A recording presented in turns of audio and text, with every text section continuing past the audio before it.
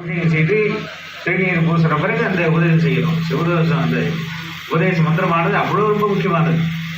அதான் தான் யாருக்கும் சொல்லக்கூடாதுன்னு சொல்கிறாங்கல்ல. என்ன காரணம்? அவர்களுக்கு பக்குவத்துக்கு தேய்ப்ப அங்கே குருநாதர் உபதேசம் பண்ணுவார். நம்ம பக்குவம் கொஞ்சம் நன்னா இன்னொருத்தருக்கு பக்குவம் சரியில்லாமல் அந்த உபதேசம் கேட்டோம்னா அதுக்கு நம்ம இறங்கி வர மாதிரி ஆகிடும். நோக்கம் அதானே தவிர இல்லைன்னா பகிர்ந்து கொள்ளக்கூடாதுங்கிற கணக்கு என்ன? எதுவுமே தெரிஞ்சு செய்தால் அதோடைய பலன் தெரியும் அல்லவ. என்னென்ன தெரியாமல் சாப்பிட்டு அது என்னென்னு பிரயோஜனம் இல்லாமல் போகும் அல்லவ. அது போன்று ஏன் உபதேசம் சொல்லக்கூடாது? அந்த காலத்துலேருந்து கேள்வி கேட்க மாட்டாங்க. பெரியவங்க என்ன சொல்கிறாங்களோ செய்துட்டுருவாங்க. நீ கேள்வி கேட்போ தான் வாடிக்கையாகவே வச்சுட்டு இருக்கேன். அவனை ரொம்ப அறிவாளின்னு வேறு சொல்கிறாங்க. கேள்வி கேட்டான்னா அவன் பாருங்க எவ்வளோ அறிவாக கேட்குறாரு. கேட்க வேண்டிய கேட்க மாட்டான். இந்த மாதிரி தேவையில்லாத கேட்டு தொந்தரவாக தெளிக்கணும் நிறைய இருக்காங்க. அது வேறு.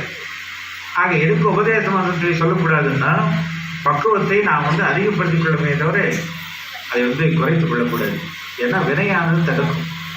வினைன்னு பாருங்க அருமையாக அந்த பிரிவரான அருமையாக சொன்னார்கள்.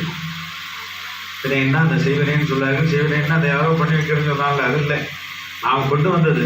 செய்கிற வார்த்தைக்கு 3 காலத்தையும் உணரக்கூடியது. செய்தது, செய்திருக்கிறது, செய்ய போகிறது, 3ஐயும் சேர்த்து நமக்கு அருள் செய்யக்கூடியது. ஆக அந்த இறைவனுடைய அருளை நாம் பெறவிடாது இருக்கக்கூடிய வினையை அந்த தாக்கத்திலிருந்து நாம் விடுவதற்கு தீட்சையானது ரொம்ப ரொம்ப முக்கியமானது.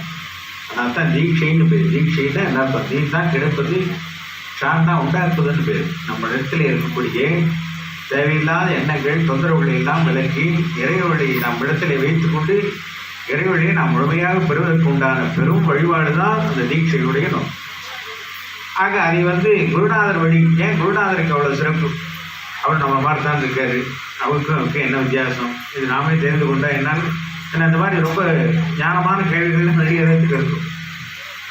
ஏன்னா குருநாதருக்கு காரணம் என்னென்னா சாமி அந்த குருவனுடைய உயிராகவே அனுகிரகம் செய்தார். மற்றவர்களுக்கும் குருநாதருக்கும் உண்டான வித்தியாசம் என்னென்னா எல்லாத்துக்கும் இருக்கக்கூடிய உயிரானது சராசரியான